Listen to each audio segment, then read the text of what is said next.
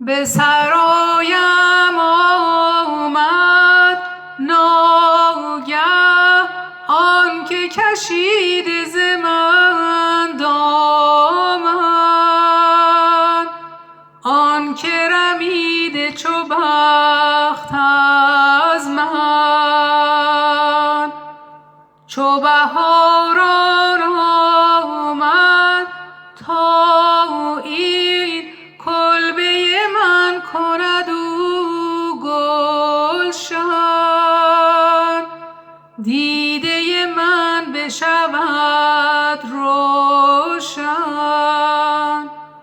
آشفته شدم ناگه صد بوسه زدم بر ره، تا که ز در آن مه زیبا آمد.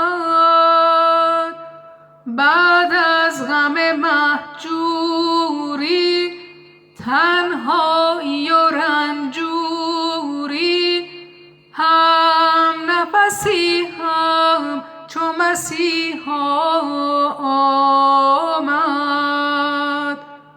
همچون پری و زیبا آن گوهر بی همتا، خنده به لب بر سر پیمان آمد.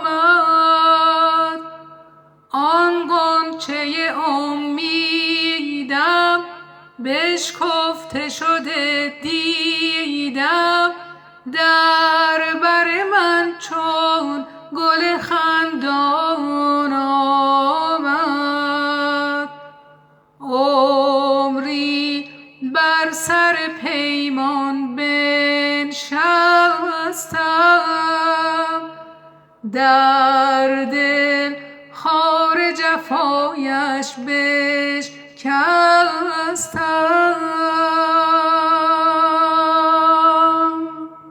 نشدم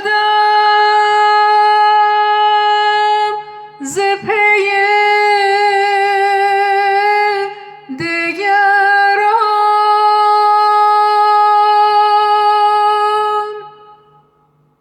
نگذشت غم من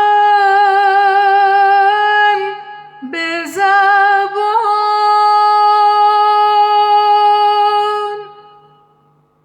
ویران بود این کاشانه،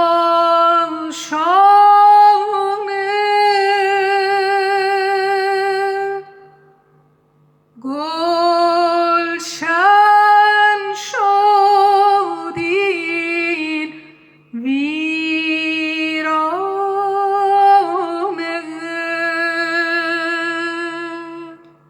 گفتمش این ویرانه من لطف و صفا دادی، گرمی و شادی